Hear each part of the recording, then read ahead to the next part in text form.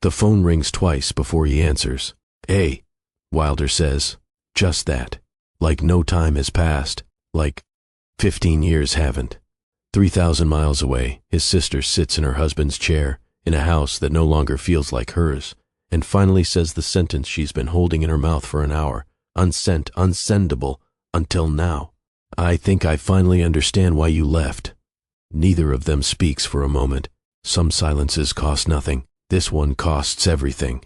A year from this exact phone call, these two will stand together at the back of a room they built out of the wreckage of tonight, and she will reach over and take her brother's hand the way she hasn't since they were children.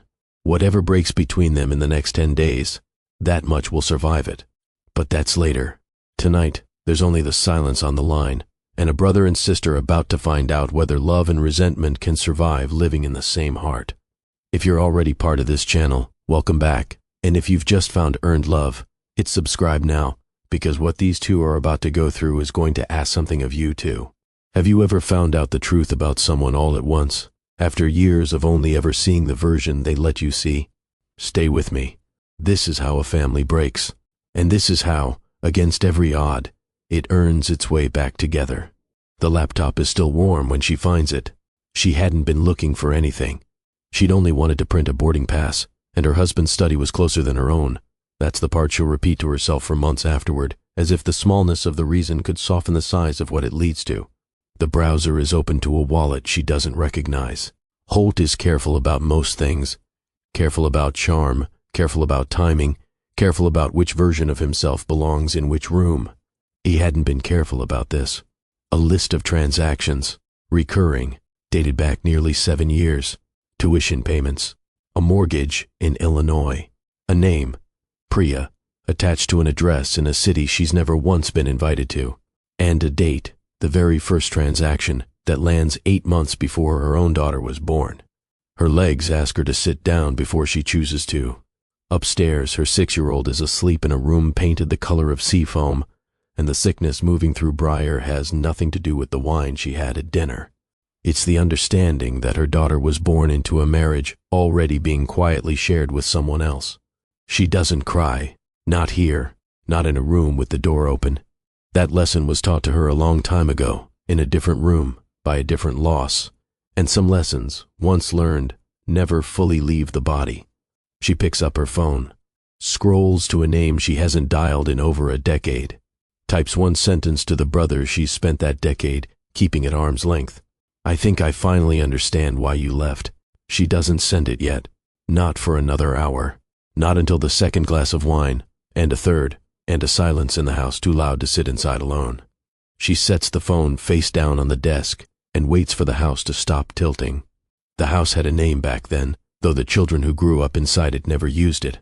It was just home, a sprawling estate on the Connecticut shoreline, built on the strength of a single inn their great-grandfather opened a lifetime ago, and grown over 3 generations into 41 properties their father wore like armor.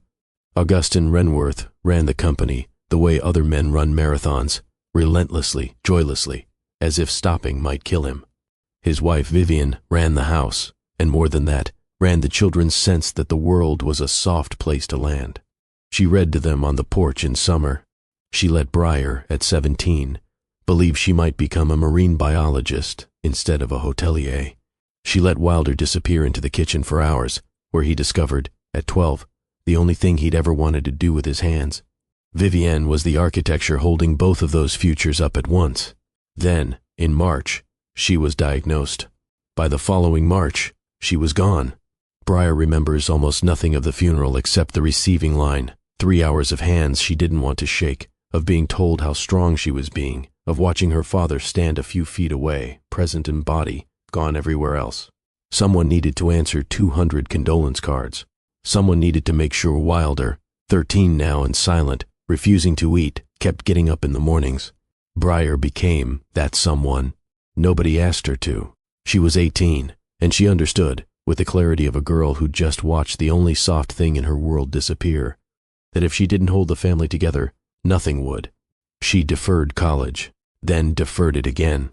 By the time anyone thought to ask if she was coming back, it had quietly become understood that she wasn't.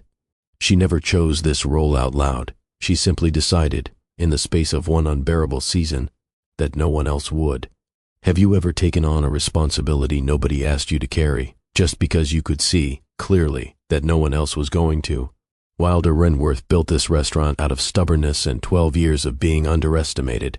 The Grey Gull sits 2 blocks from the river, 14 tables, a menu that changes with whatever the boats bring in, a reputation that took a decade to earn, and one good magazine write-up to make look effortless. He's plating scallops when his phone buzzes against the steel counter. He doesn't recognize the area code. He recognizes the area. That's enough to make his stomach drop before he's even read the words. I think I finally understand why you left. He goes still, tongs in hand, while behind him his sous chef, and for the last 2 years the person he's learned to love carefully, on purpose, calls out a ticket number he doesn't hear. Wilder, Wren's voice, low, close. She has a gift for noticing the exact second he leaves a room without moving. Who is it? My sister, he says, and the word comes out strange in his mouth, like a language he used to speak fluently and hasn't practiced in years. Wren doesn't ask the obvious question, the one you haven't spoken to since the funeral you didn't go to, because she already knows the answer. Not because he explained it, because she's watched him long enough to understand it without being told. She met him 3 years after he left Connecticut, when he still flinched at the word family, like it was something hot to the touch. She never pushed. She just stayed, plating beside him, year after year, until staying became its own kind of declaration neither of them needed to say out loud. Call her, Wren says simply. I don't know what I'd say. You don't have to know yet. You just have to pick up. Wilder built a whole life 3,000 miles from the pain. But distance was never the same thing as healing. Have you ever needed to ask yourself whether you ran from something or just delayed it? The fight that ends things happens in the kitchen, fittingly, the one room in the house that has always belonged more to Wilder than anyone else. He's 20, holding an acceptance letter to a culinary program in San Francisco, and he's shaking, though he'd deny it later if anyone asked. I got in, he says. I'm going. Briar, 25, already running half the company in everything but title, doesn't look up from the spreadsheet she's annotating at the counter, occupancy numbers that mean nothing to anyone in this kitchen except her. Dad needs you here. Dad needs you here. He's never once asked where I was. That's not... She stops, starts again, quieter, more dangerous. Someone has to learn this business, Wilder. He's not going to live forever, and when he's gone it's going to be me, alone, holding up something that took 3 generations to build while you're 3,000 miles away making foam. It isn't really about the foam, and they both know it.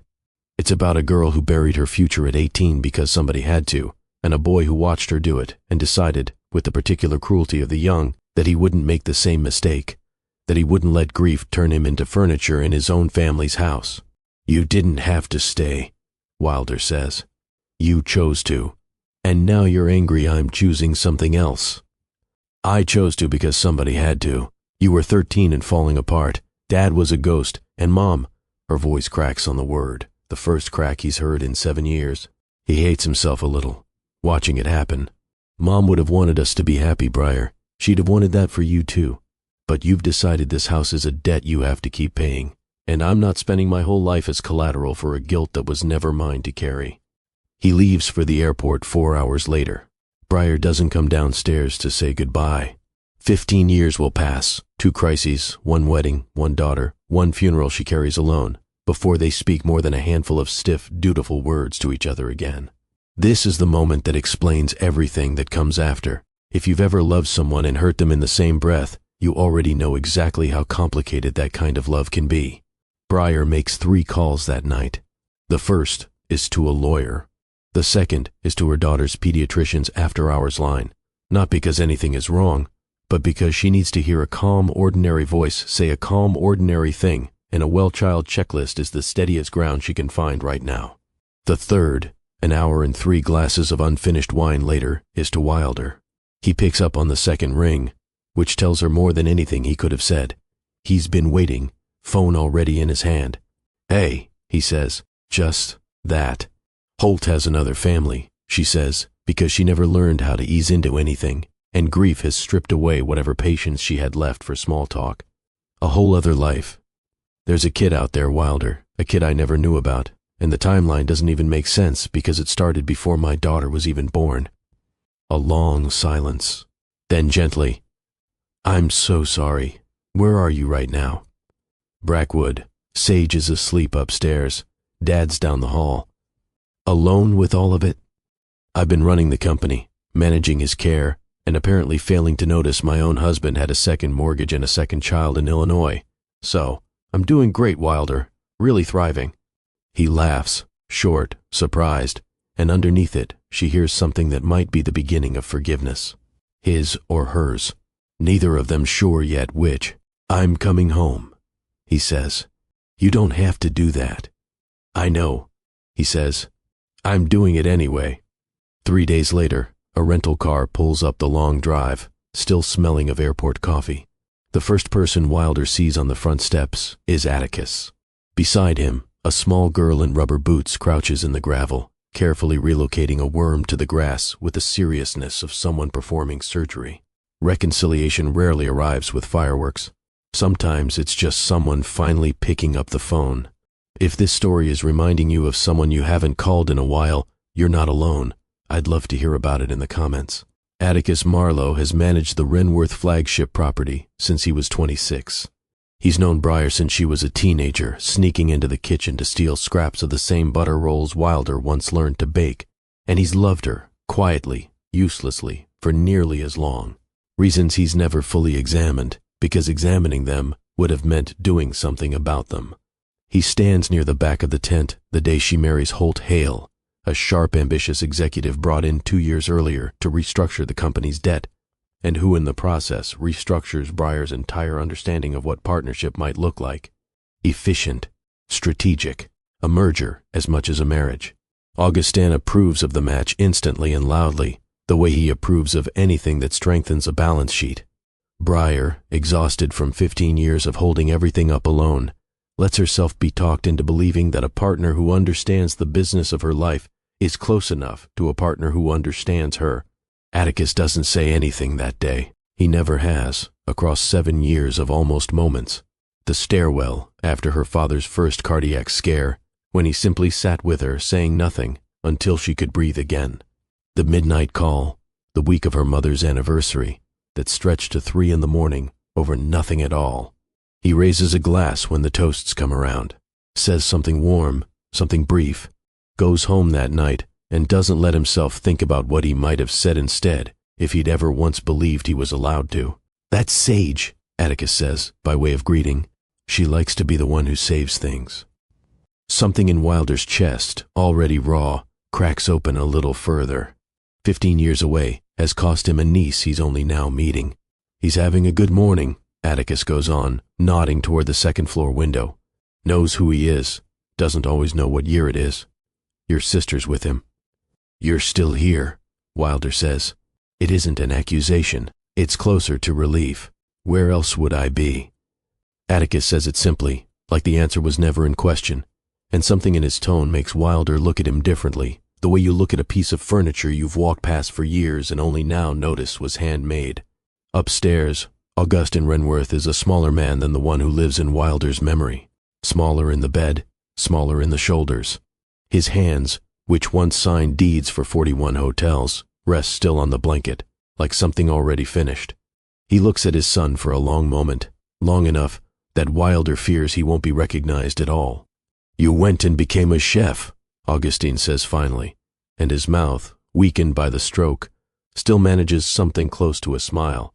Your mother would have loved that. I should have told you a long time ago. You could tell me now, Wilder says, and sits on the edge of the bed, the way he hasn't let himself sit beside his father in over a decade. I was angry you left because I didn't have the courage to, Augustine says, each word arriving slow and deliberate, a man spending the last of a currency he knows is running out.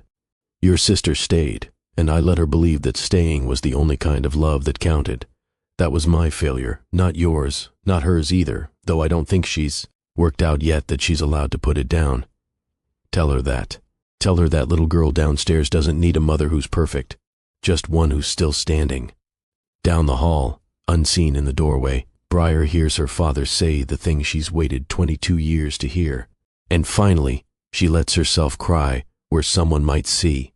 August Ann Renworth dies on a Tuesday morning, with both of his children in the room, the only piece of good fortune in the entire ordeal, Briar will later think.